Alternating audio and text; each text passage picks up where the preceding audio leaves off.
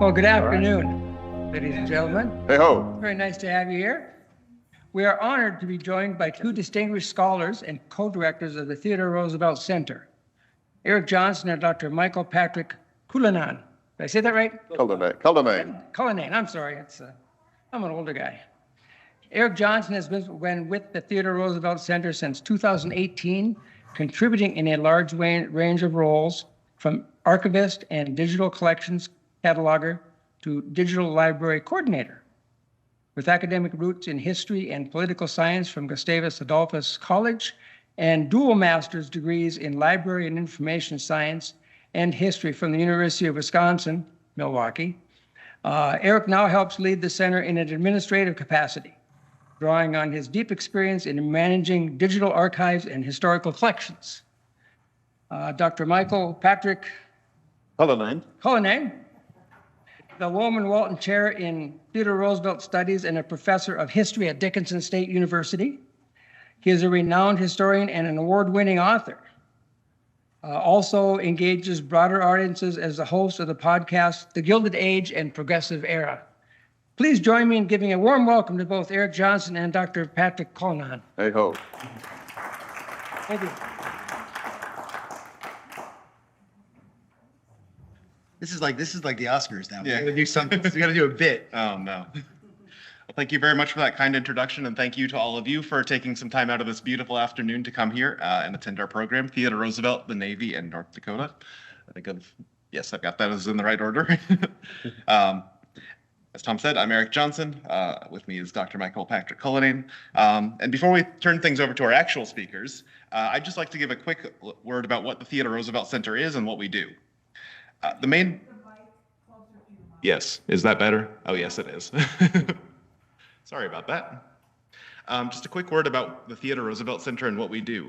The main work of the Theodore Roosevelt Center has been the creation of the Theodore Roosevelt Digital Library. Because Theodore Roosevelt was president before the creation of the presidential library system, his papers traveled far and wide, both during and after his life. While Roosevelt personally donated a large amount of his correspondence to the Library of Congress, other materials were given by his family to Harvard University, while still more ended up at national park sites, historical societies, or in the hands of private collectors. The Theodore Roosevelt Digital Library aims to work with these various institutions and individuals to digitize their materials and bring them together in a comprehensive digital library where materials are not only available but accessible.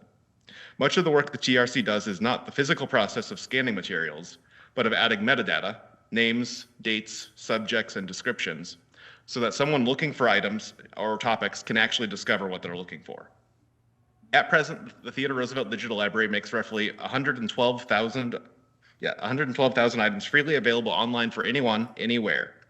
These materials include correspondence to and from Roosevelt, memorabilia like campaign pins, video and audio recordings of Roosevelt, materials related to the national parks, and an archive of the Theodore Roosevelt Association Journal, among many, many other items.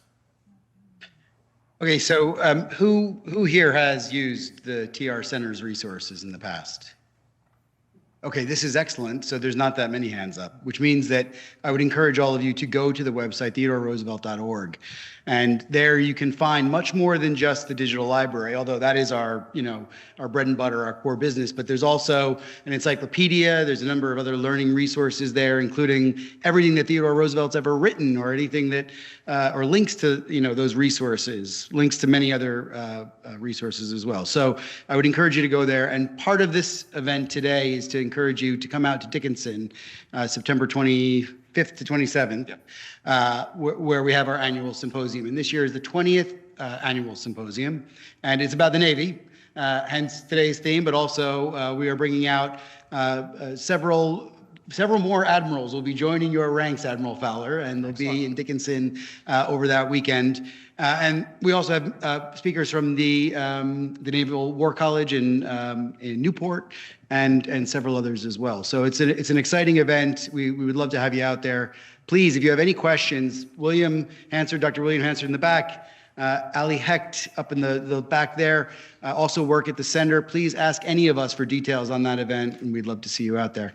I'd just like to say a thanks to our sponsors as well. So we work closely with the Theodore Roosevelt Association, the Theodore Roosevelt Presidential Library. We are a generous benefactor in the Rob Walton Foundation, and of course, Dickinson State University, the Heritage Foundation, and many of the Blue Hawk Nation are among our donors and supporters. And finally, just to say as well, thanks to the State Historical Society, which has kindly and graciously given us this space today. So with all that out of the way, it's now my pleasure to introduce our moderator for this event and turn things over to him. To some of you, Clay Jenkinson may require no introduction, but for those who may not yet have had the pleasure of meeting or spending time with him, Clay Jenkinson is a celebrated humanities scholar who has devoted most of his professional career to public humanities programs, including lectures, symposiums, and documentaries.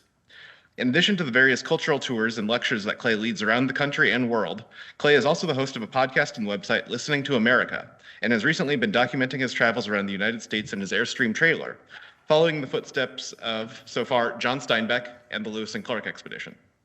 Clay was an integral part in the creation of the Theodore Roosevelt Center, emphasizing the role Roosevelt's brief time in this part of the country had on him throughout the rest of his life. He has been a friend and advisor to the center and its staff for many years, and continues to lend his amazing talents as a moderator as he is able.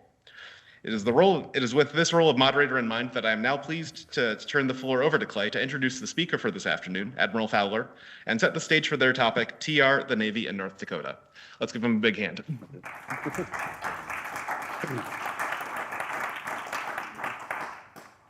Thank you, all of you, Eric and Michael, and all of you, welcome here.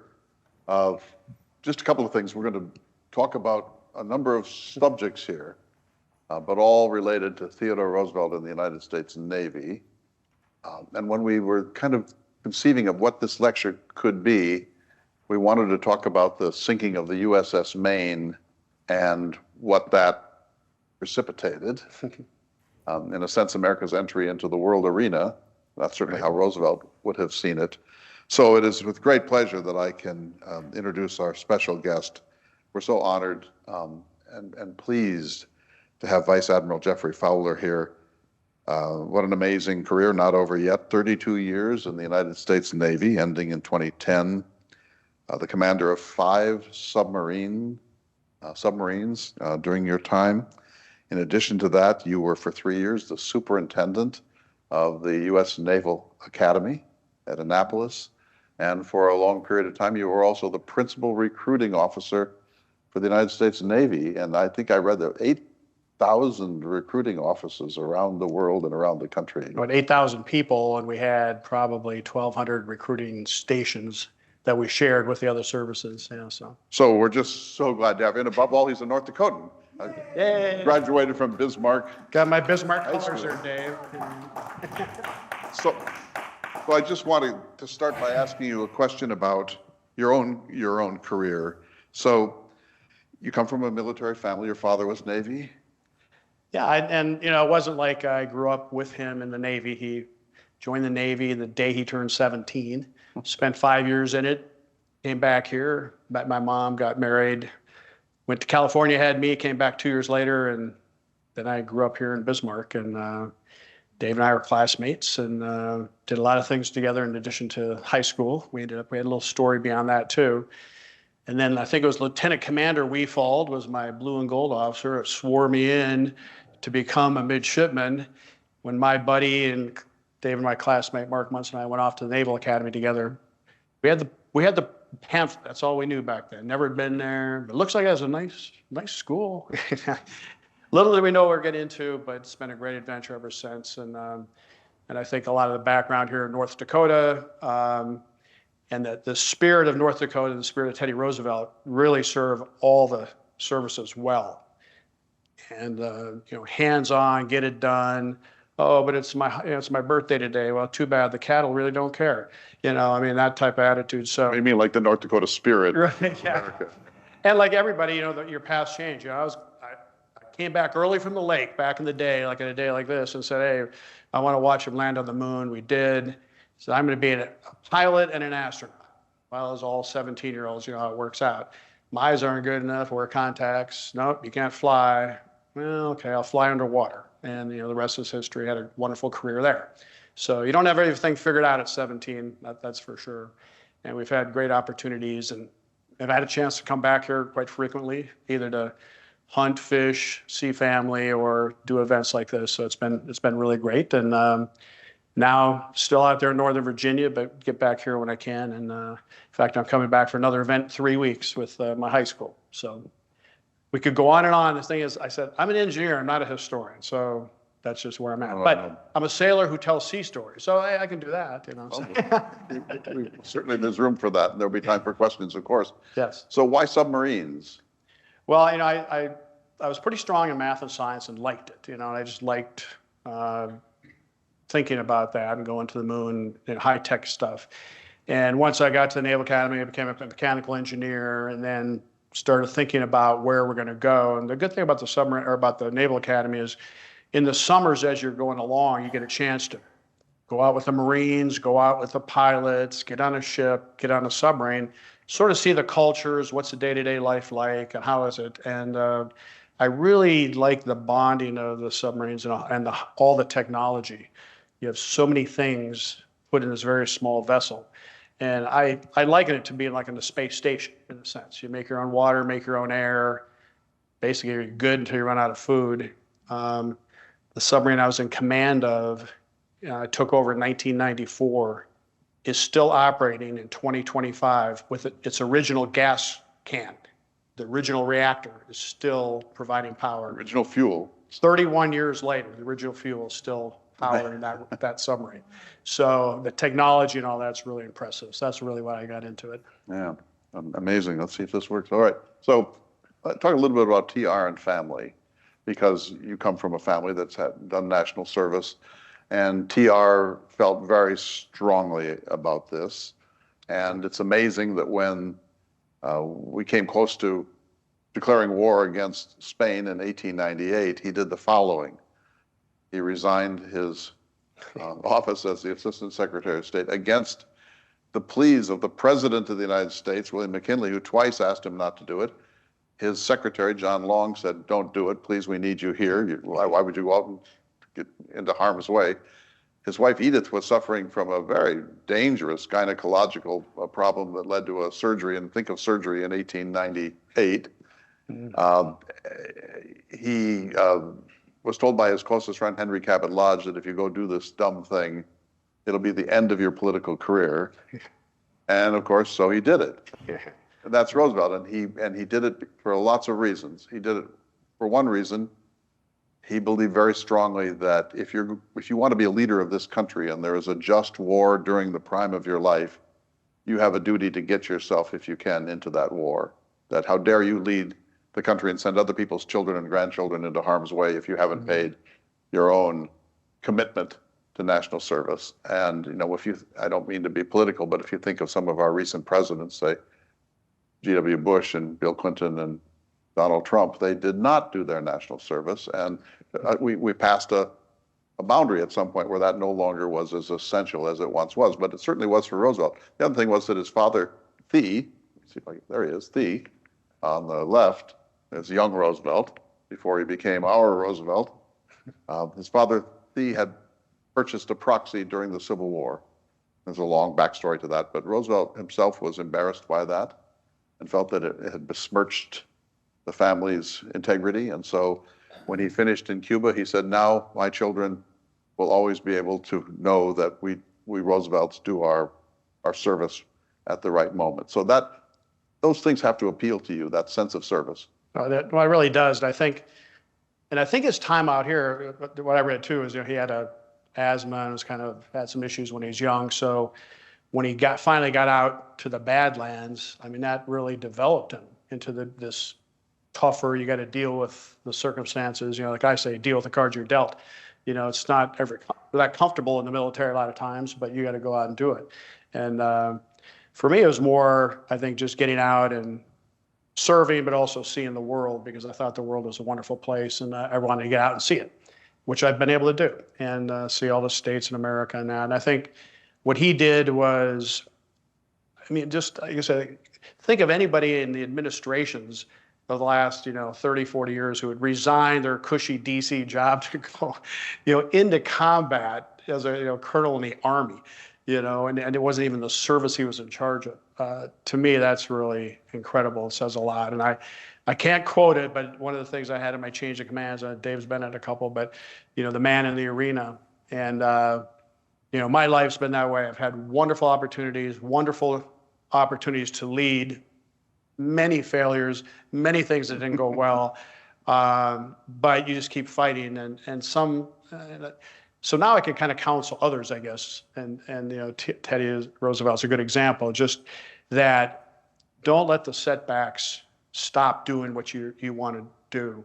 Because a lot of times the setbacks end up being a win later. And we can talk about some other sea stories and that. But, and I think, the other thing, just to kind of segue off that in the current generation, especially this post-COVID world where everyone's, just online and I want to work remote and I want to do all this. And, the military provides, it's a no kidding, no nonsense. You got to be there, do that, and serve your country. And certainly Teddy Roosevelt embraced that. And, we're getting back a little more now, post-COVID. There's more young men wanting to sign up. But we had a real recruiting problem even last year, just because people, well, you mean I have to get up in the morning and, go in? And so I hope the culture and and the talking about this history really does motivate some other young people in this generation that, hey, you can do that. You can start from, even though he has a wealthy background, not necessarily the strongest and most likely to be a military man to start with. And he made up for it as he went on in his life. His wife Edith appealed to him when he resigned and said, if you go off there and get yourself killed, Theodore, who will look after our children? Yeah. And he later said, much later in his life, that he would have left her deathbed to go to Cuba. And he said one other wild and crazy thing.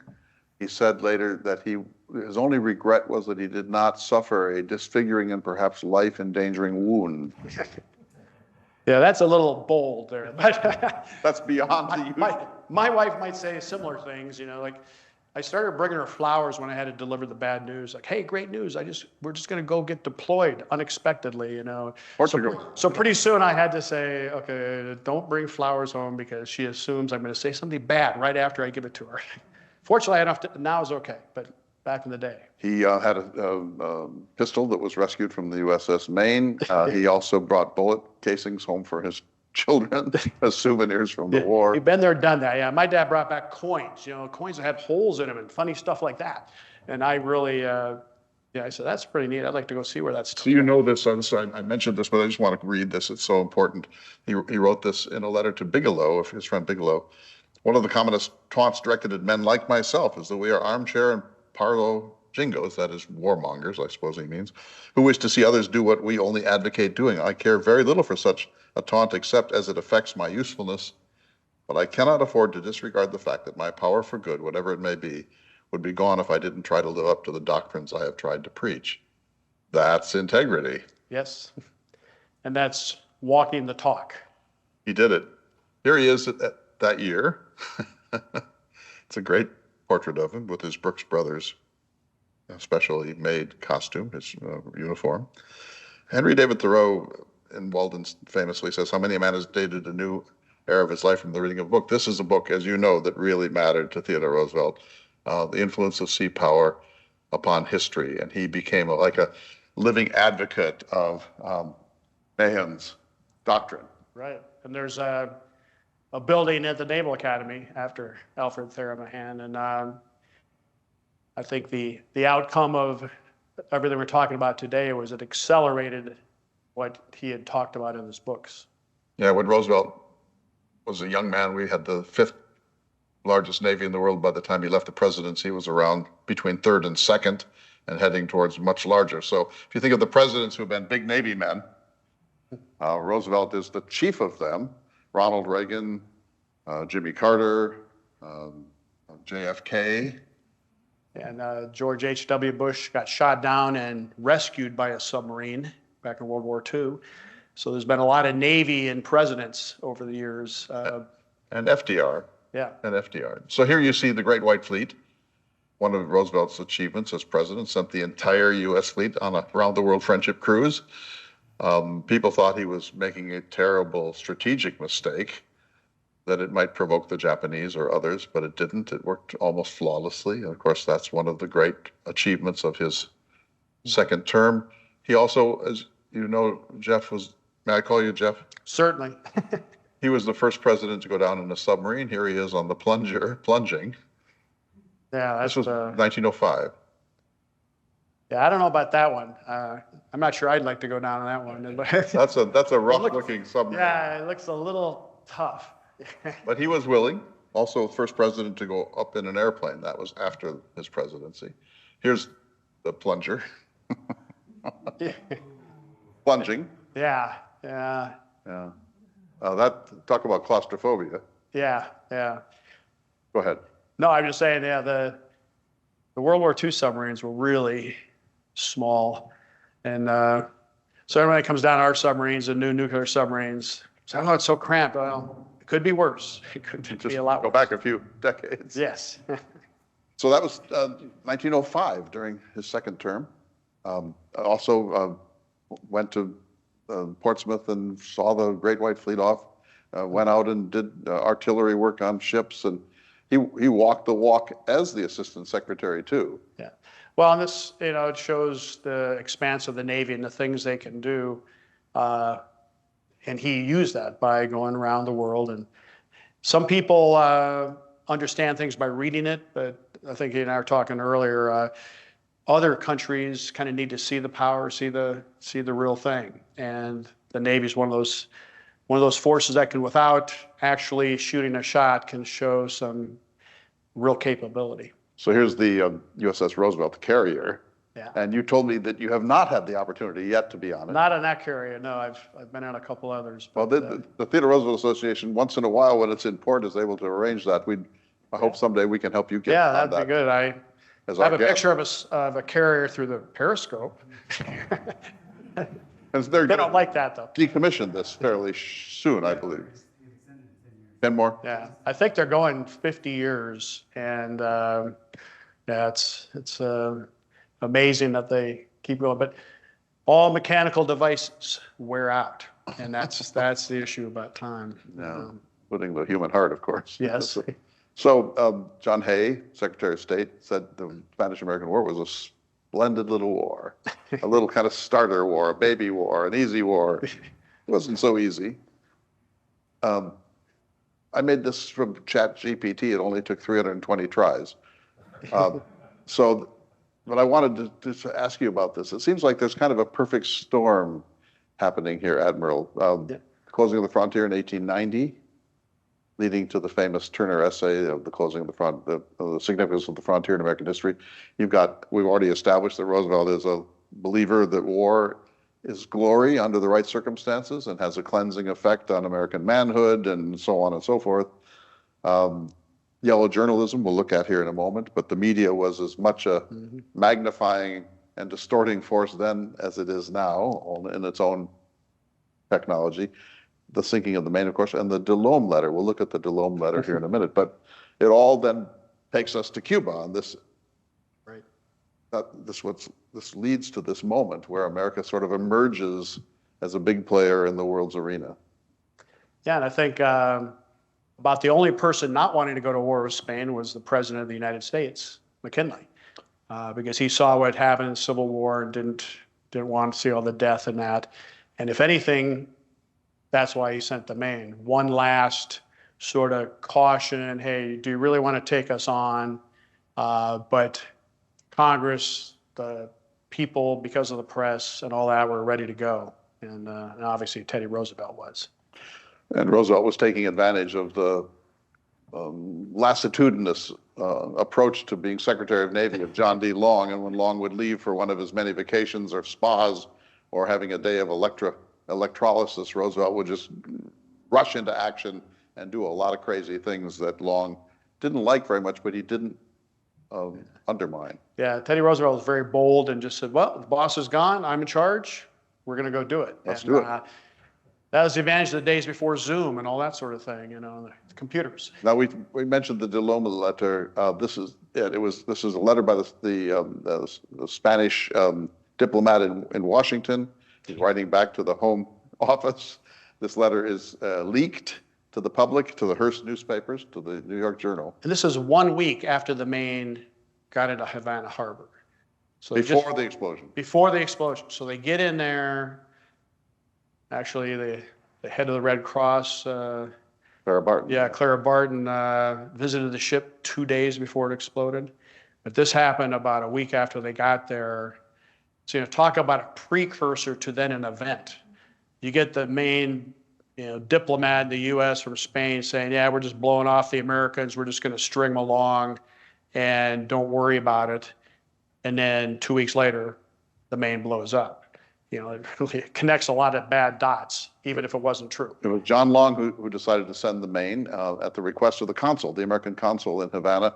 But this letter then was leaked, which says McKinley, should be L-E-Y, is weak and a bidder for the admiration of the crowd, besides being a would-be politician who tries to leave a door open behind himself while keeping on good terms with the jingos, meaning Roosevelt and Cabot Lodge, of his party. So when this leaks to the public, now things are really going to move fast. Right. Well, he had to obviously resign and go back to Spain, but the damage was done. And then that just set what bad could happen next. And then the Maine explodes. All right. So meanwhile, Frederick Remington was in Cuba anticipating a war on behalf of the Hearst newspapers. And he wrote back and said, this is 1897, nothing much is happening. You want me to come home? And this may be apocryphal, but it's said to be true that Hearst sent him a telegram saying, you furnish the pictures and we'll provide the war. We'll furnish the war. So the media. So some things haven't changed. It's 125 years later, pretty much the same deal. So these are some samples of the yellow journalism of the time. Yellow because they often printed on a yellow sheet to call attention to certain sections of the newspaper. So here you have the New York Journal, which is the Hearst paper. Spain guilty. This is after the investigation of what happened. This is a famous. This is also Remington. You can see on the right. This woman was a Cuban national. She was strip searched by Spanish authorities, and this is not what happened. She was strip searched by women, and she wasn't required to remove all of her clothes. And so this was just one of those things that the media and Frederick Remington was all too willing to stir this up. But Richard Harding Davis, who was an American reporter there, was appalled by that. And he said, for the benefit of people whose unruly imaginations, the search was conducted by women and not by men, as I was reported to have said, and as I did not say in my original report of the incident. So once the media decides it's going to go with something, we talk about fake news as if it were invented in the last 15 years, right? Yeah, it's great to know that fake news has been around for a long time. So you see this, you just have to, this is 2025 when this image doesn't really shock us very much.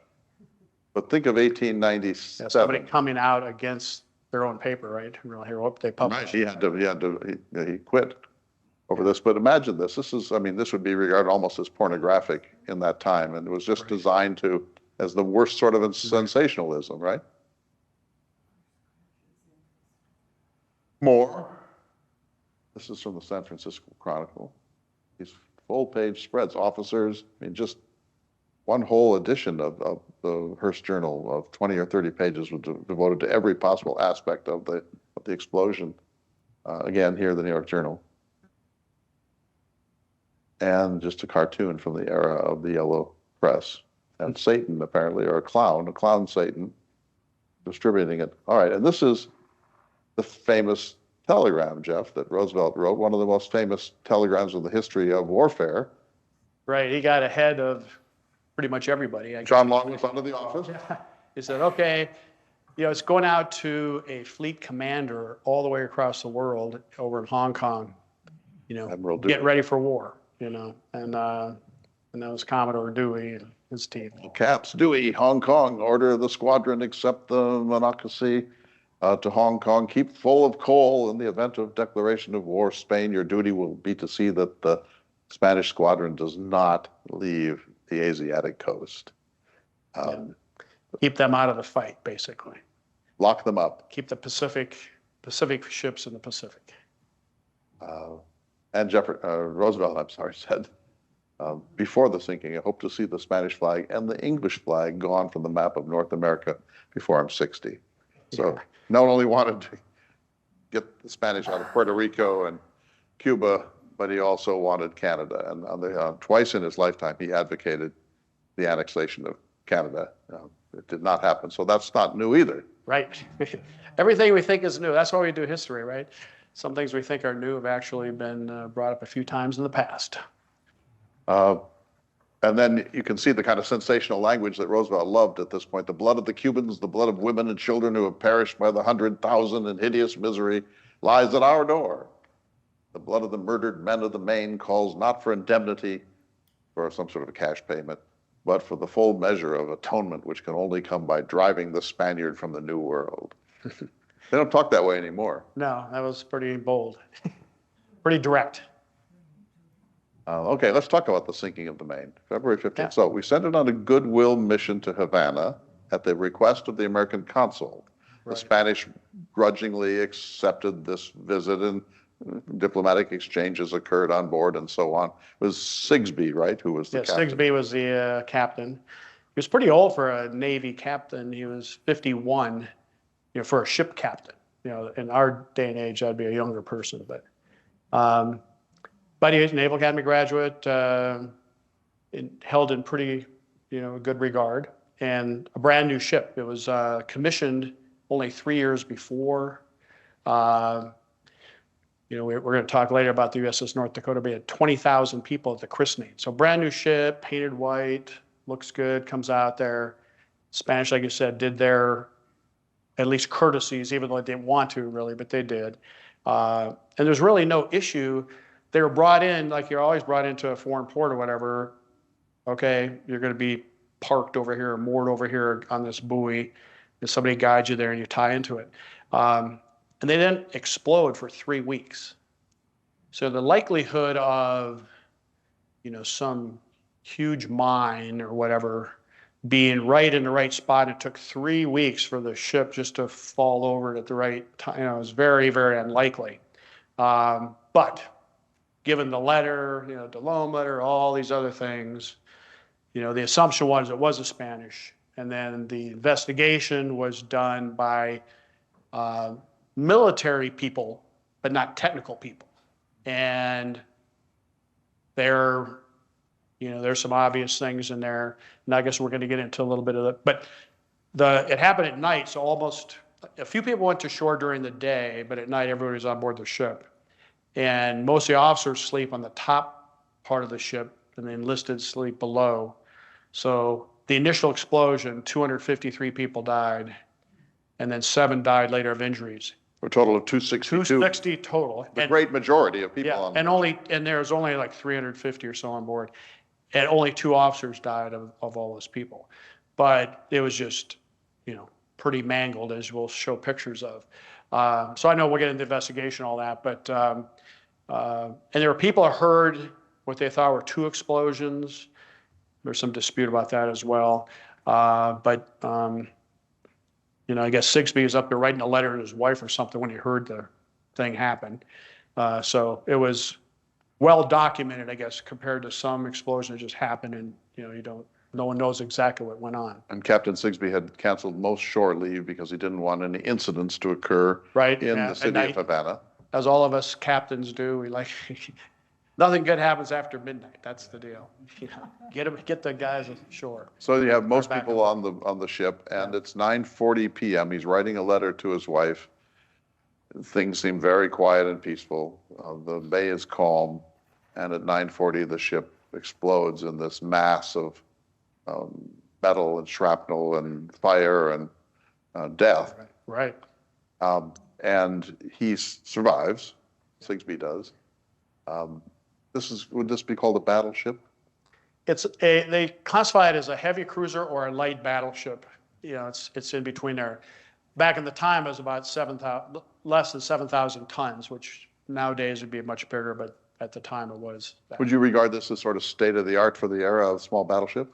Yeah, well, I was only 3 years old, and all steel, and it had some odd gunnery. It had one facing one side, one facing the other side, front and aft, but that was supposedly so it could have clear shots, and then a few smaller cannon. But I would say it was like our flag, our shining new ship to show. So it was a good one to send for an impression. So, I mean, it's a shocking event no matter how we interpret It's like an it. aircraft carrier blowing up in somebody's port, really, in today's world, I would say, Right. yeah. I mean, just hugely shocking. And then the fact it was a total loss immediately, and you lost 80% of the crew. That whole was a very shocking event. When we think of naval disasters, this will rank pretty high in American history.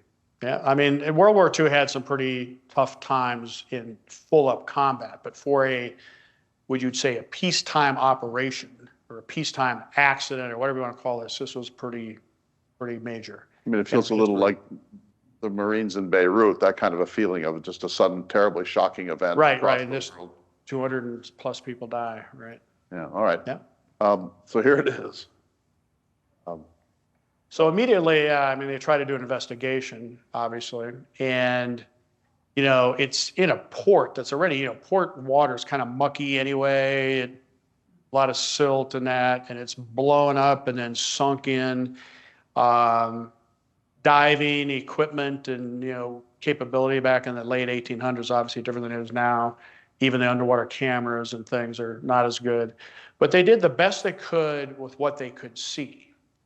But they didn't have anybody technical. Part of the thing, well, I don't know, you want me to get into the sort of the initial analysis, the initial investigation? Sure, just What as, they did? of course, go ahead. Yeah. So, they spent a few weeks with people going through, taking testimony of all the captain and the number 2 and all that. But the biggest thing that they determined why it had to be external. And think about this, you have a ship that goes across, underneath it has a keel, which is the strongest part. That's where you lay first, and it's the strongest part. When this thing blew up at the end, a hunk of the keel was up like this, like a V. So the only way it could get there is right if it got blown up like that. And that was the assumption. In reality, what happened is the explosion was so big, it cleared out all the metal and plates around the explosion, and you had just a little ribbon of keel. And the front, the forward end and the aft end sunk separately. And they sunk, and the little bit of ribbon of keel that was between them just bent up. So the bending up of the keel was due to the sinking of the forward and aft ends, not due to the explosion itself. But the original investigation, that upward, inverted V, was the main thing that they said, the main thing, no pun intended, the main thing that they said caused it. Had to be external, could not have been internal. But Captain Sigsbee, in his initial telegram that night, said, please withhold judgment. We don't know yet. Right. Let's be careful here. But there was so much war fever in the country, led by our cheerleader himself, Theodore Roosevelt, Right. who immediately assumed it was filthy Spanish incendiaries before any evidence came in. Sigsbee is warning us to show some restraint here. Let's see if we can figure out what happened. But there was so much confirmation bias in the United States that just assumed this must be a hideous Spanish attack on our ship. Right. One of the newspapers was a full up at the Spanish did it. The other one did print a little bit of a Sigsbee said, and he printed a little bit of condolences from the Spanish. And the Spanish tried to get in and help. I mean, they were helpful initially with the They're few right here. wounded. They're diving and Yeah, the few wounded and also helping gather the investigation. But the sentiment at the time was not let them in it because too many people thought they were part of it on the investigation. So they're separate. Yeah. and you were making the point that there was a formal investigation, but these were people that didn't know how to investigate because they didn't have the right criteria of what can happen in the ship and so on. Yeah, they were ship drivers, warfighter captains, but not necessarily the people who designed all the parts and components, and the shipyard people, which, Dave knows about construction on things and that too. I mean, the construction part matters a lot on why something may happen. So the United States is all hepped up over this. Here are several of the survivors, and these were, of course, used as propaganda, but only a handful of people wound up in the hospital. So Roosevelt, the Assistant Secretary of the Navy, says the Maine was sunk by an act of dirty treachery on the part of the Spaniards, I believe. Yeah. So yeah, that, and then, then McKinley, at that point, McKinley's hands are pretty much tied when the commission or the Board of Inquiry basically said, they didn't say how the external explosion happened. They just said it happened by external explosion. So that was pretty, they couldn't find any strict evidence or whatever. But there was some speculation that it might have been spontaneous combustion or something in the coal supply. This wasn't something that came 80 years later. There was already in the air. No, there's some, I think that's why Sigsbee even kept that as a possibility. And in the end, when we talk about that, that is what we think happened. So now McKinley feels that he had no choice but to send a war declaration to Congress. Everyone has a handout with the timeline on it. Right. Congress immediately signs on the 25th of April. Roosevelt resigns immediately at that point and prepares himself. He said that he had always wanted to put together, quote, a harum-scarum group of Rough Riders to go off on some foreign cavalry excursion. And he got his chance because in McKinley's request to Congress, he authorized 3 volunteer units. And one of them it was well known that Roosevelt would either command or be part of one of those volunteer units. No, I give him credit. He actually signed up to be number 2, but in the end, the way things worked out, he became the top. And they only spent a few weeks getting a team of, athletes and, farmers and it's just hot, Cowboys, Indians. Students or, college people.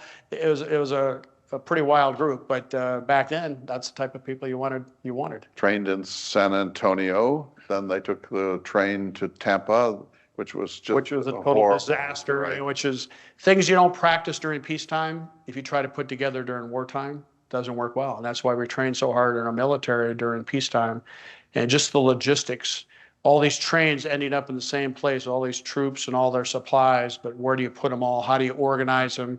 That was a problem. So as this is unfolding and the Rough Riders are coming together, Roosevelt called them the largest and most heterogeneous group of cowboys ever gathered, yachtsmen from Yale and tennis players from Harvard and so on, his pals in the beau monde.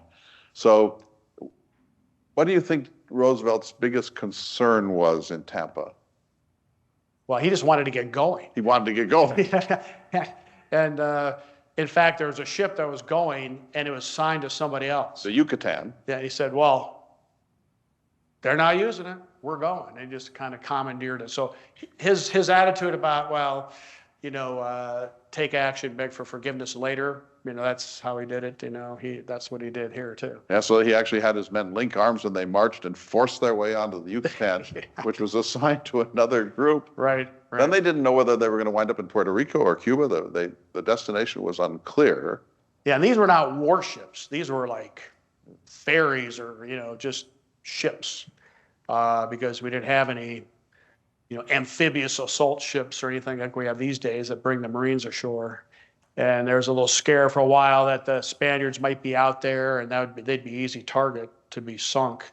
So they had to sit around for like 5 days in the heat, just cooling in Tampa Bay when there was just a morass, heated and sewage. And Roosevelt's biggest concern was that the war would end before he got action. Right.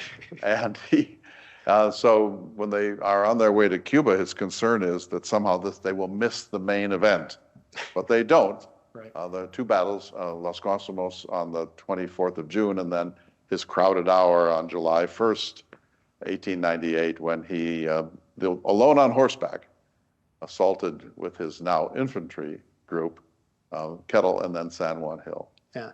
Well, it's like all things that sound good. They had some intel from a Cuban friendly person saying, hey, the Spaniards had kind of dispersed their units all the way around. So wherever Roosevelt, his team went in, they'd only be like 2,000 of the bad guys, the Spaniards, and 10,000 of the Americans. So he said, well, that's good. So they got in there, great. Well, then it's like nonstop raining. Anybody's been down to Puerto Rico, Cuba, all that. I mean, just, the tropical downpours for days, 95 degrees, humid, mosquitoes, bugs, and they're trying to push stuff up a hill and in the mud. It's not as pretty. I'm sure all the Rough Riders have volunteered, especially like those Yale tennis players said, I'm not so sure this is a great idea.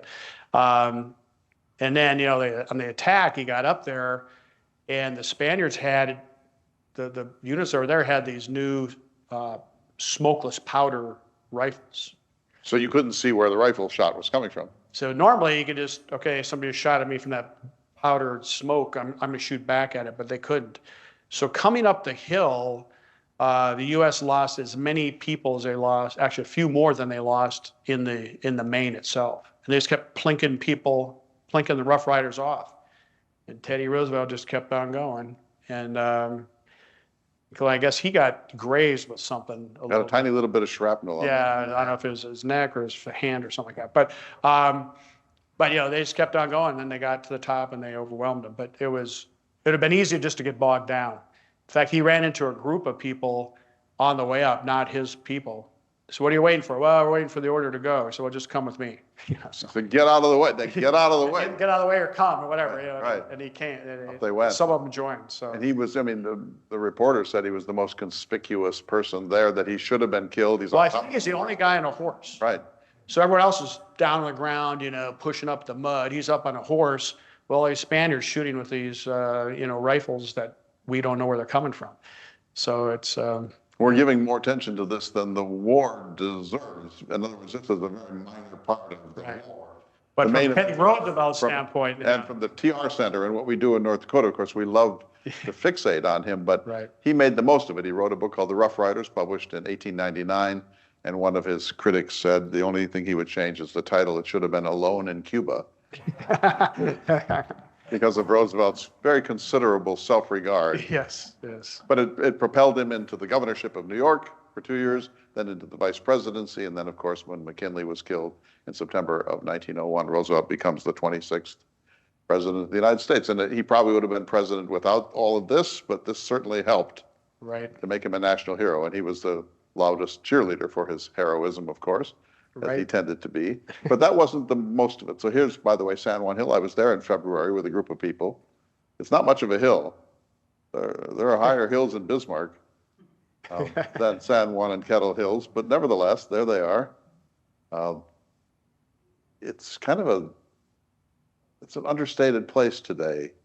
It's really just a little park in the larger world of Santiago. Well, that's how. When you're in the middle of mired in war, it's a different environment than later on when it's settled into whatever it's settled into.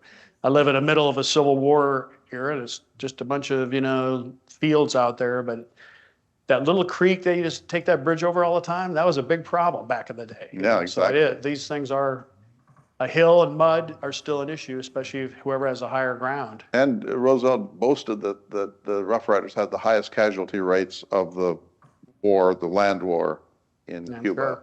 So they cut us down like 9 pins because the Spanish had the strategic advantage, the tactical advantage up on the hill with these excellent rifles. Right.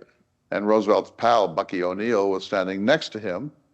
And the men were saying, get down, get down, get down. And Bucky O'Neill said, the Spanish bullet has never been invented that can kill me. And then his head exploded right next to Roosevelt. He was shot right there. And so this is a really dangerous and Roosevelt critics could say maybe even reckless assault on Kettle and San Juan Hills, but that's not the way we tend to look at it in American memory. Yeah, it worked out well, but it was probably on the reckless side of what he really needed to do. You probably would have urged him, if you were his commander, not to bolt up that hill. Yeah, Be a little lower anyway in your seat. Crawl, maybe, crawl. Yeah. And here's, of course, a famous photograph. The Rough Riders. McKinley did not want this war, as you said. He said he was a major in the Civil War. And he said, I've been through one and I have seen the dead piled up. And so he was kind of railroaded into declaring war. But of course, Roosevelt was famous for his insults. This is one of his greatest. McKinley has no more backbone than a chocolate eclair. I'll leave that off. All right, but let's go to the real battle. So there was a battle, the naval battle of Santiago, which was a considerable battle, but the main one was here in the Philippines. Yeah, and that was, I guess, one of the greatest naval, well, it is probably still to this day the greatest naval victory, at least in our history, and maybe in modern history, in that we came in with some ships, Commodore Dewey, and it was really foggy, and they got way in there. Hopefully they had good charts. And the fog finally lifted. They say, fire when ready for Gridley, and they fired, and 2 hours later, every Spanish ship was sunk. They didn't even know because there's so much smoke and fog. It was just, the battle started, and, seven warships for the Spanish were sunk. So a great victory for the Navy. And when that same Navy was leaving Hong Kong didn't want to be part of all this too, so they kind of kicked them out at the same time we were leaving. Our ships were leaving anyway. The Brits were sort of saying, well, good to see Americans, but the Spanish have all this history. You guys are probably, probably going to be a suicide mission, or whatever. And then we go into Manila and take out their entire fleet in 2 hours. So that was a huge victory. Yeah, so Spain, all their ships were sunk or destroyed. Or captured, yeah. I think destroyed there in Santiago. 167 Spanish killed, 214 wounded. America, 7 slightly wounded out of the 1,748 Americans in that battle. And no loss of any of American ships, a few, slight damage, but nothing serious. A stunning victory, and Roosevelt had played a key role in getting George Dewey appointed to that squadron. And so this is the part that we don't focus on so much in North Dakota because we're thinking about TR, but this is way off in the Philippines, and it changed the world. Well, but Teddy Roosevelt did send that telegram kind of prematurely, would say, get ready. So just the mindset, they were ready, they knew this might happen. And once they went down that path, the Spanish, it's surprising how ineffective they were. So they must have really been surprised about maybe just the attack itself. Yeah, you think of maybe the Spanish Armada in the late 16th century, but very few battles have been this overwhelmingly decisive. And they probably, I haven't read the history of that particular battle lately, but I don't know if they were even surprised we'd come all the way in. Right. Wait for them to come out, and you caught them in their moorings. So the Maine explodes on the 15th of February. By October, Spain has surrendered. Right. And not only surrendered, but surrendered Cuba, Guam, Puerto Rico, the Philippines. We have to pay them a few bucks, but for the Philippines. So suddenly America has an empire, virtually overnight. And this event, the sinking of the Maine, in a sense, was the precipitating event that made the war impossible any longer not to engage in. Yeah, well, normally, if you looked at it, we were at the end of the frontier inland. So the one author talked about, hey, we're going to have to expand. And Mahan said, hey, we're a nation that has water around us. We need to use our Navy, get it stronger, our merchant marine. And that could have been just a progression. But this war, this whole war, made it, a 5-month event that precipitated all much quicker. So we may have gotten there in 20 years instead we got there in 5 months. So you're younger than I am. You were around in 1964 when the Gulf of Tonkin incident occurred in Vietnam, which then became the justification and precipitation of all that followed in Vietnam. Do you have any sense about that? I mean, this obviously wasn't something that the U.S. did to provoke war. There was no evidence whatsoever that the U.S. wanted that ship to explode. Of course not. But it worked, didn't it? I mean, it had that effect. Well, and it is a difference in, of course, the whole Vietnam War ended the way it did because we weren't fixed with winning it. Here, once we went to war with Spain, we were in it to win it. And it's actually a pretty good way. If you're going to actually go to war, you should be in it to win it. You could be in it to make a quick stalemate and have, ceasefire or something. But, Vietnam did not go well after that strategically because we didn't have commitment. Yeah. But TR, were he around in 1964? We'd been on North Vietnam. Yeah, exactly. Right. So, all right. So fast forward, I was in Napa Valley a couple of decades ago, and I met some people who had worked for Admiral Rickover, and they told me about his investigation of the sinking of the Maine. He became fascinated by this. You had a personal relationship with him, so let's start there. Yeah, well, little did I know he did his investigation while I was a midshipman there. I didn't know that, Bob. Man, it's like in '76, I was focused on a few other things. But Admiral Rickover, first of all, taking over the nuclear power program, he was a little bit like Teddy Roosevelt in some way. He wanted nuclear-powered submarines. All his bosses said no. So he just bypassed them all, went to the top, and got himself in trouble, and he didn't care. And he just, he was very similar in that way.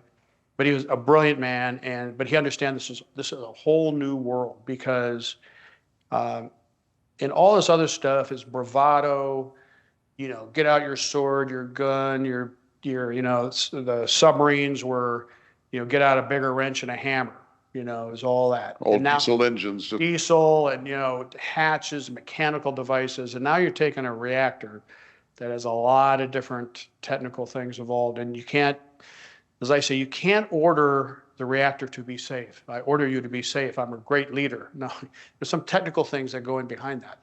And the same thing with missiles now and all that. So Admiral Rickover understood that. And many of the diesel boat experienced people were not allowed in his program because he knew they would never change. And they go just beat on the thing. No, you cannot beat on the reactor or beat on the reactor safety equipment. So that whole mentality was you need to be very engineering savvy, very questioning on, is this all working? Do I have double protection and everything? And that sort of deal.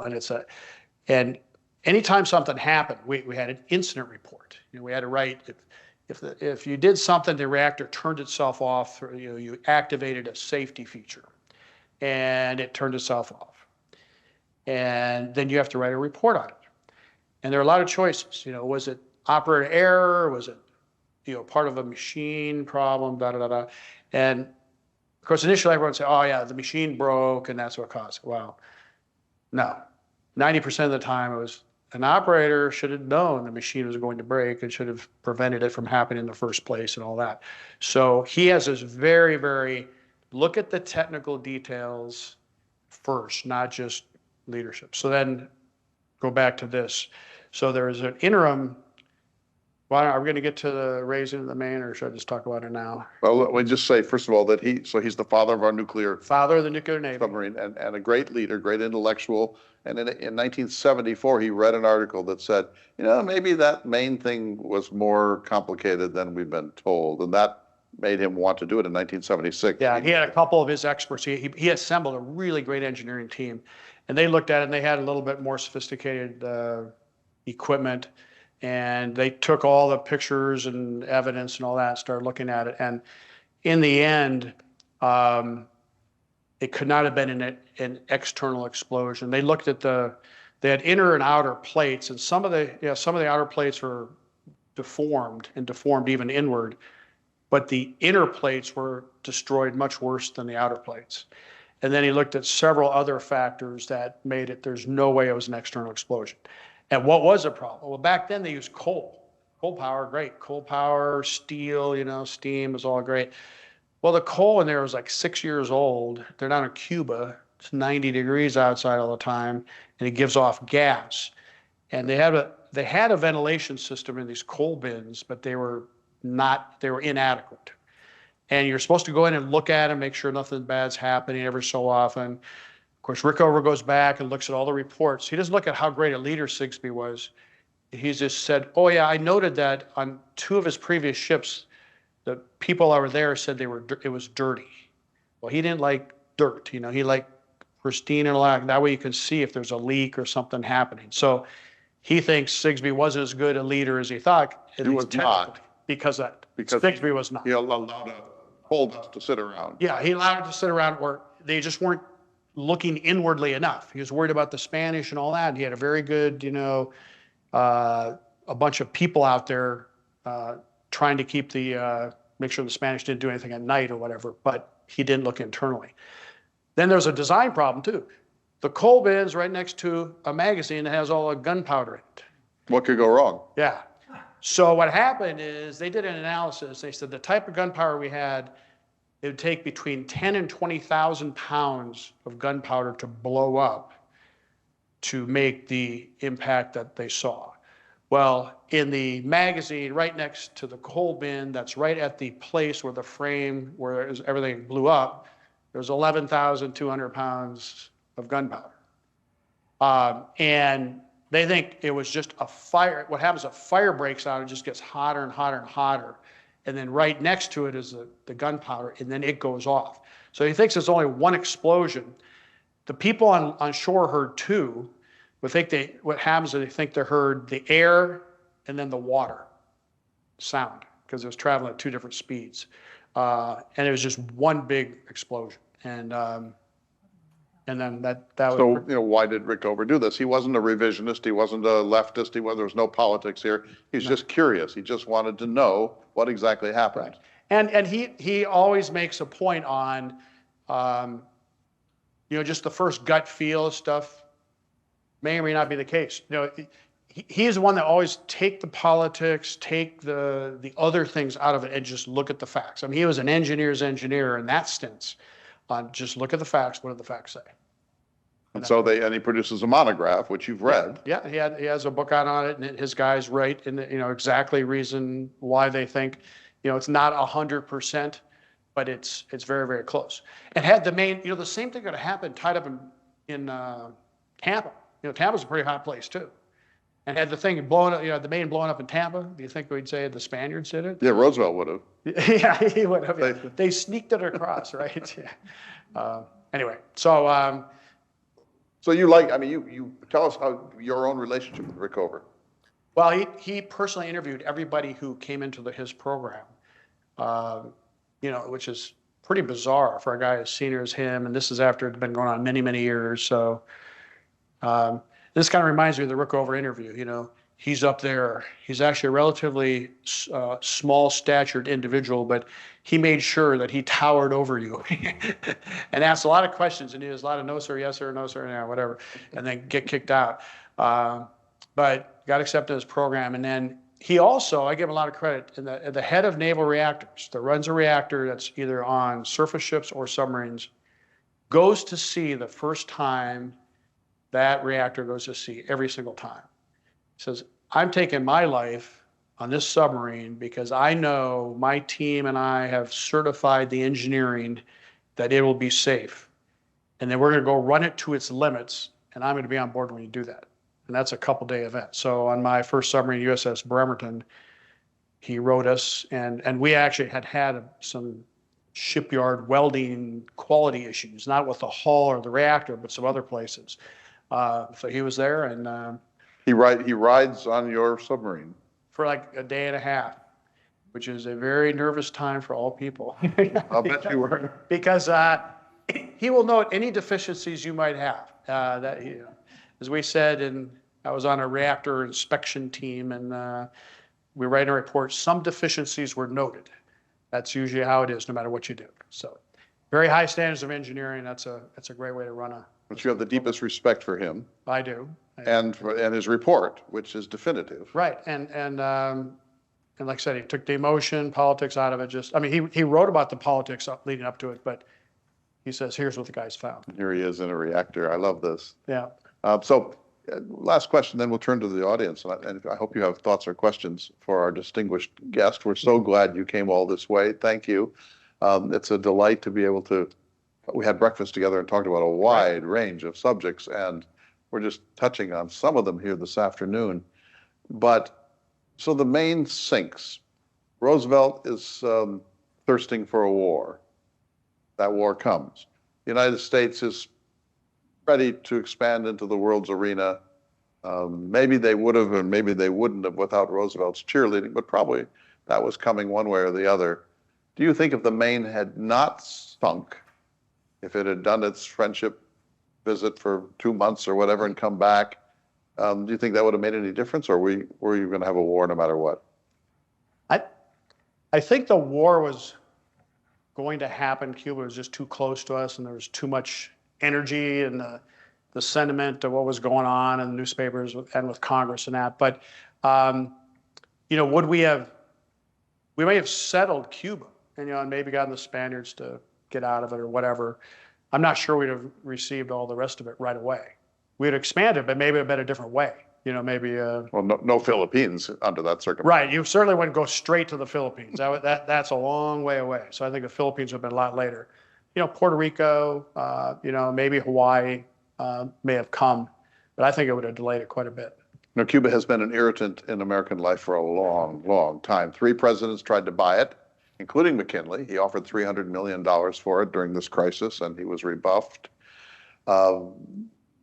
There was the Platt Amendment, however, that said we have no territorial ambition in Cuba. We just want to liberate it. And once we'll stay to supervise for a while until they get on their feet. Right. But we are not interested in that part of the Caribbean being an American possession.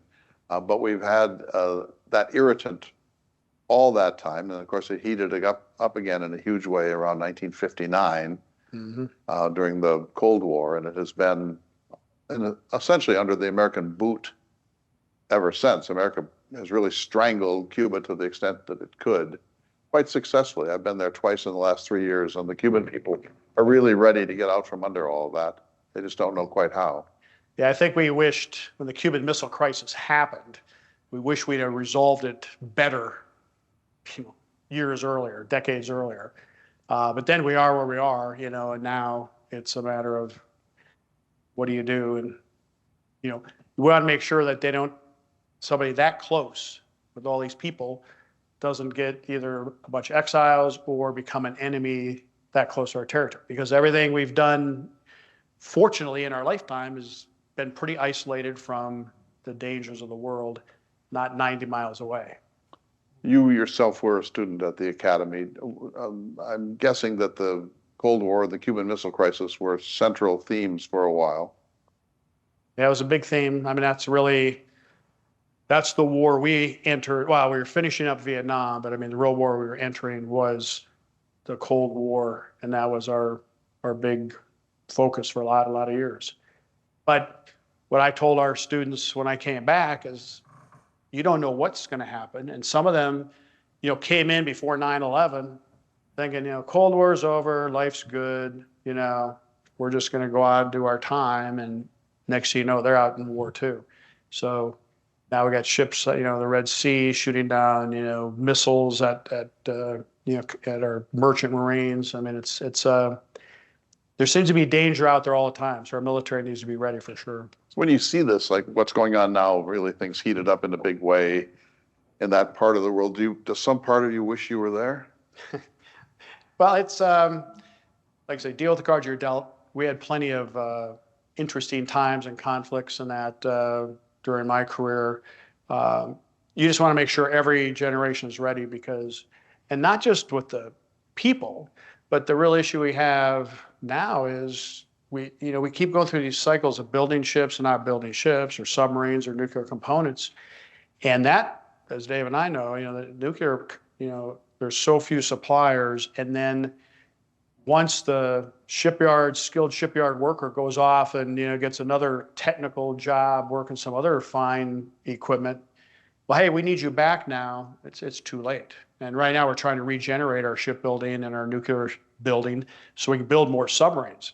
We were building 6 submarines a year that last 30, 35 years. and they went to like 0 or 1.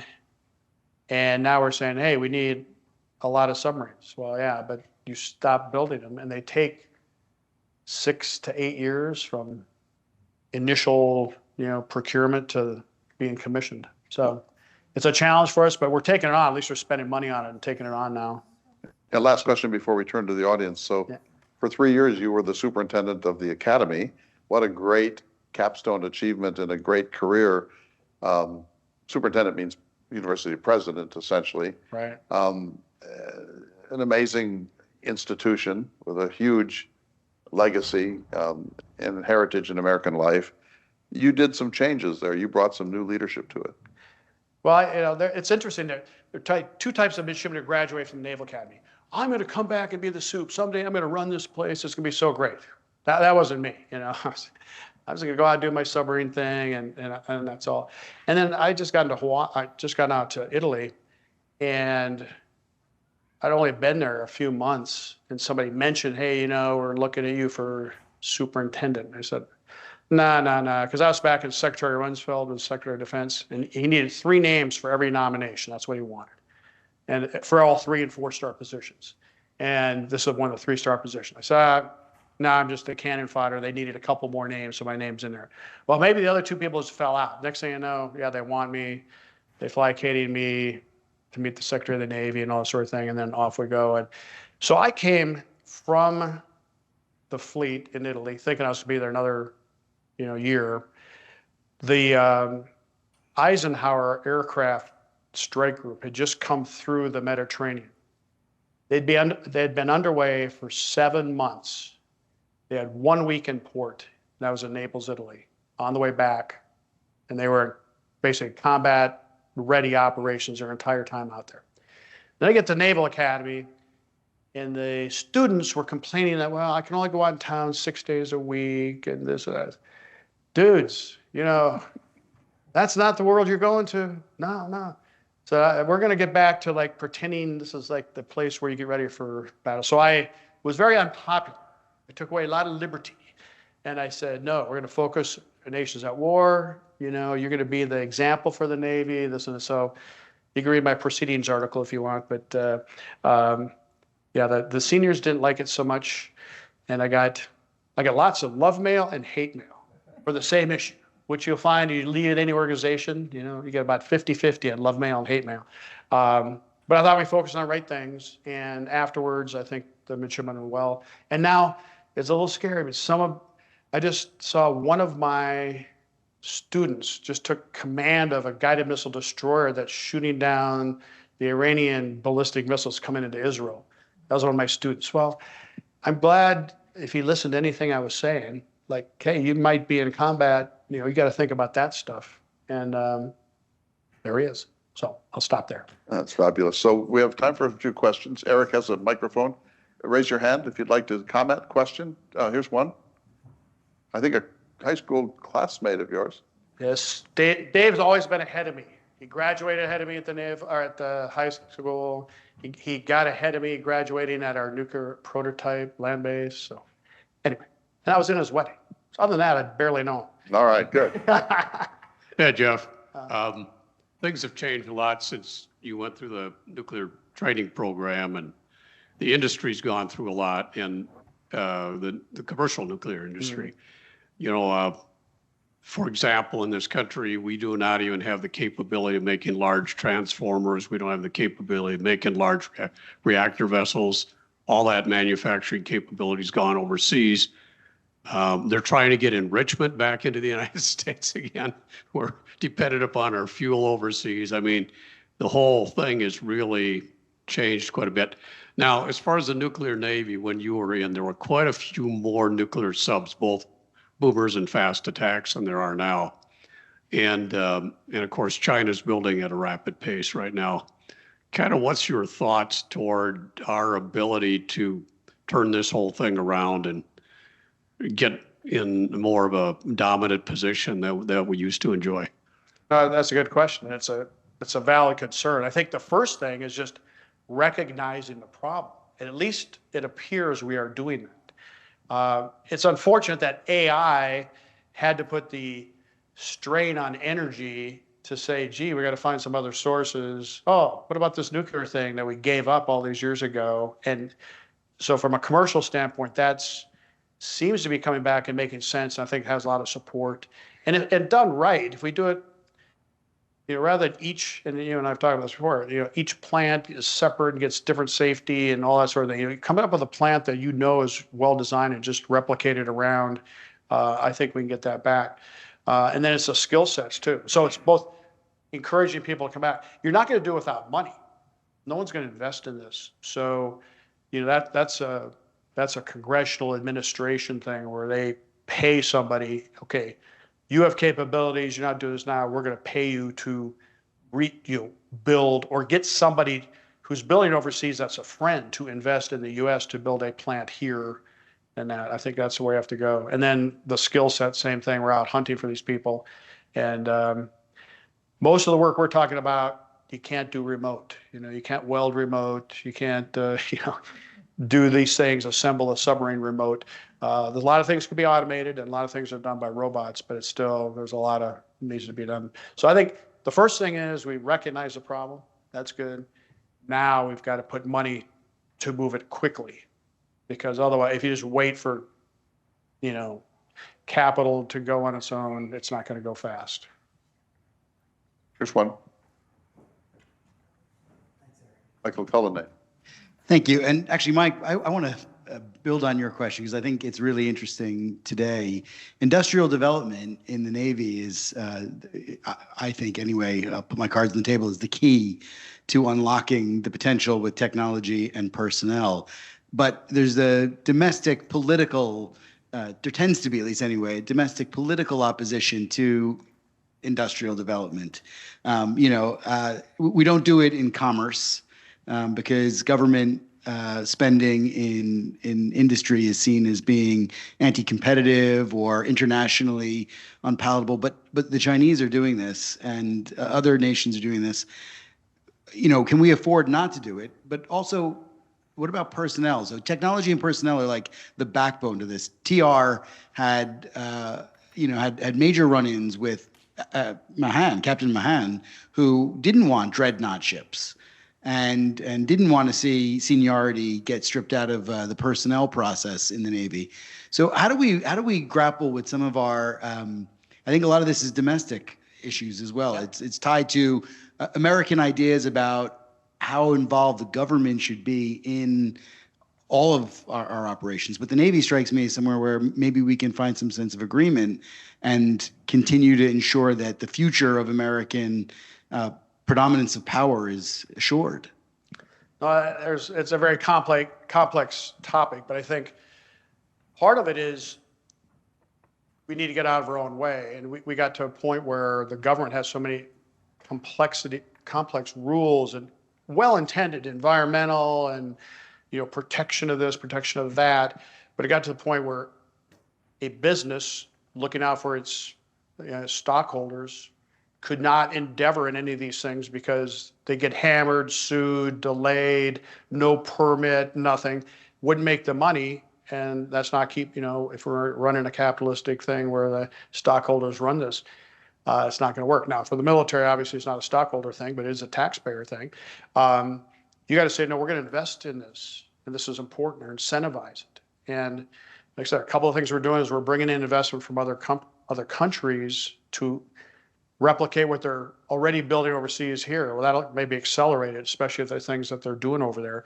But then we need to keep that going, and we can't have it just, one administration or 1 2-year congressional cycle, and then we, cancel it the next 2 years. And that's sort of our problem. The industrial base, especially, we talked earlier, that it's not just the big guys, the Northrop Grummons and the Lockheed Martins and all that, but the mom and pop place that's like the 4th subcontractor down there provides this one really quiet, valve.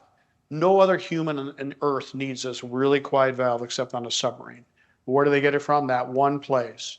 And that's their only business. And you shut them down for 2 years because we're not going to build, or we're stuck in a congressional continuing resolution, so we can't build anything, or that sort of thing. For everybody else, the big contractor is not a deal. They just wait it out. For them, they go out of business. And now how do we get that back? So it is very complex, and we have to have the fortitude as a nation, and then the leaders of the nation, the Congress and the administrations, to keep this through multi administrations, or we're just not going to get it done. Some sort of continuity across. Yeah, across, because you can't invest for 4 years, and then, I mean, some of the stuff is a 20-year investment. In the Cold War, we were obsessed with the Soviet Union. It really dominated almost everything, including popular culture. How big a threat is this sort of undeclared Cold War with the People's Republic of China, do you think? Well, I think China has real capability. They have a continuity of intent. They don't have to worry about this other things we talked about. So they just kind of plod along at a pretty good rate and have built a pretty good capability. So we can still dominate and be ahead, but you got to be ahead all the time. But what we did in Iran, with the B-2s and the F-35s and that whole thing with deception, flawless, was genius. And it's only because we could do it because no one else in the world could do that. How long are we going to keep ahead where nobody else can do something? That's what you want to be able to do. And occasionally you have to show it, because people in that part of the world don't believe words, they believe actions. Believe me, that had impact in the Middle East. When they saw that happening and not a shot fired at them, that was almost like Manila, in a sense. You go in, you crush it, and not a shot fired. So we need to keep that, but that's an investment, and it needs to be a consistent investment, and it needs to be across not just the plain old things. We need ships and all that, but this needs to be in AI and cybersecurity and all these other. We learned an awful lot we're learning in the Ukraine-Russian war about drones. We would never have considered developing drones because, well, that's going to take away from my money for my big fighter jets or whatever. And in the real world, no, these little cheap things, they do a pretty good job too. So hopefully we keep up with the threat and allow failure, because this drone stuff is failure. You try a bunch and they crash and burn. Okay, fine. Work on the next one. So let me ask the question in a different way. We regarded the Soviet Union and international communism as an existential threat to the United States between 1946 and 1989. Do you think we should regard the People's Republic of China as an existential threat to the United States? I don't think it's as simple as that, because I think we have more threats than just them. So I think we should consider that. They also have some problems with 1.3 billion people, and if you study when they have a 1% problem, that's a lot of people. Keeping all that under control. So we need to, watch the creep, because, what did we do with Russia and then Crimea and now Ukraine? The creep, don't let it start. And I think we need to deter the start. But, the North Koreans aren't exactly nice people either. Unfortunately, the Middle East, we may be in a better place there. But there's still some people out there that we need. I'd say the Chinese, it's not the most singular one. I guess that's the only thing. It may be the same as the Soviets, but it's not the singular threat. It's a multi-layer threat, I really think. Are there other thoughts or questions? Yes, here, Bob. Your colleague. Thank you. Say, Clay, you said something at the beginning, and I just want to clear this up. Maybe I heard it wrong. You were talking about presidents who had served. You said G.W. Bush didn't have national service. So here's the deal. G.W. Bush was a pilot flying F-102s in, I think, Air National Guard. Right. And at that time, the Vietnam War was going on. One of my beliefs is that the big problem with Vietnam is that we should have mobilized the Guard and Reserve immediately and got the country into the war, so people would have said, we're going to get it over with. But G.W. Bush was a fighter pilot. Now, I know at the end he had some time off or took some time off, but to fly an F-102, that's quite a skill set. Agreed, of course. Yeah. I mean, he wasn't like Clinton saying, I ain't doing it. He found a way to find a a path of less risk, but considerable risk, and he did more service. Yeah, when you're in the Guard Reserve, they call your name, you have to go. Right. Other thoughts or questions? William? And we'll close. So I don't know if this question has a historical factual answer or if it will just be conjecture, but TR is a man for whom his reverence for the Navy goes all the way back to childhood, right? He's hearing the stories of his Confederate uncles in the Confederate Navy. So why, when time comes to fight, does he join the Army and not the Navy? And the same for his sons, right? This is a family who all joins the Army rather than the Navy. Do we know why? We know what he said. He said at the time, I would be useless on a ship.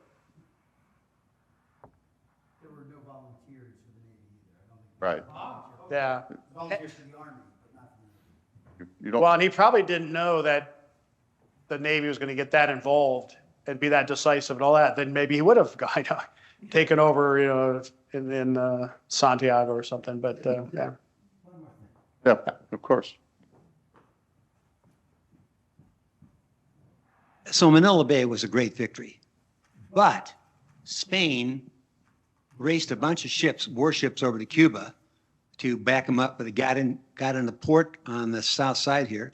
Yeah, Santiago. And they came out and said, we'll fight the Americans. Bad decision. Right. They all got wiped out again. So bless their heart, the Spanish just didn't have a good Navy. Yeah. Well, it's a good lesson for the United States. You could be a world dominant anything, country, military, but you're only as good as the next engagement. And just because we crushed, did all these great things or have done great things, it's not a guarantee for the future. And that was sort of my mantra at the Naval Academy, anywhere else is, the people who are engaging today don't care that yesterday had a great victory somewhere else. It's like, how are we doing today? So I think that's a good way to look at it. You can celebrate the victories of the past, but you better be ready to engage the future. Just one last thing, one of the things that happened during the Spanish-American War is that the battleship Oregon was called back from Puget Sound to the Caribbean, but it arrived so late that it was useless in the war. And that's one of the reasons that Theodore Roosevelt said, we've got to have a Panama Canal. We've got to cut 13,000 miles off of that transit because we need to be able to mobilize our fleets on a more rapid basis than we have in the past. So Panama became a much bigger issue for him after the war. Yeah, that's good. That's practical solution to a practical problem. We are so fortunate. Did you want to say, Christine? Go ahead. Here, wait, microphone. This isn't exactly what you're talking about, but you did come up talking about Cuba. And one of the sort of highlights of my childhood and youth, I lived on a strategic air command base, was the Cuban Missile Crisis. I was young, but older than you. And I was just wondering if you could just give just even a few thoughts on that. I mean, in the explosion of the Maine, something happened, and it brought on more things that happened. But in the Cuban Missile Crisis, we avoided something from happening. And I was just curious as to your thoughts as a Navy Admiral. What do you think about that? Well, that's a very good question, and you never know. For every one of these Maines that led to a war, hopefully, and I think history has shown, there have been many other events that were avoided by actions we took. And I think there's one thing about the Navy you can do is you can blockade, you can do some provocative but not war engaging efforts, although some people say a blockade is, act of war, but it's a less obvious, I guess you'd say, or less committed. And then you throw in the submarine world, where I think we surfaced a submarine in the Cuban Missile Crisis near Soviet ships and then went back down, just say, oh, by the way, we're here. And then it is, it ends up being a political decision by political leaders, but smart people respect power and smart people don't engage in a losing effort. And you always want the enemy to think if they engage, it's going to be a losing effort. And the Navy's pretty well postured to do that because we're not on the land, we're not overflying your country, we're in international waters, we can project a lot of power. But that's a biased Navy person, like Bob and you know how it is. But Air Force said, well, we have virtual presence. Yeah, that's called not being there. Anyway, my friends in the Air Force are great, a lot of them here in North Dakota. So, but I think it was a calculated risk that could have gone pretty tough if we actually did nuclear battle. And there are tensions around the world that have that. That's why we cannot allow war nations to get nuclear weapons. We got North Korea, a pretty wacko person, in charge of some there. And that's a whole other topic because we're out of time. But thank you for asking that. Thank you. Admiral Fowler, thank you so much for coming to Bismarck, North Dakota. Just coming home, right? Glad to see you. Stay and linger if you like for a few minutes. We're just so glad to have you here. You're coming back in 3 weeks. Yeah, coming back in 3 weeks just for our little high school event. But well, actually, yeah, there's a little Navy story behind it. Our sponsor at the Naval Academy, Mark Munson and mine, was a 1922 graduate of Bismarck High School, Charles Moses, who also made two-star. He was a two-star admiral after World War II. And he was our sponsor, basically our family away from home. My buddy and I nominated him for the Bismarck High School Hall of Fame class of 1922, which he has been accepted. Of course, he's passed. His son is in poor health, so we're going to represent the family at the next Bismarck High School Hall of Fame induction in 3 weeks. So that's the event. So a little Navy connection here too. Thanks.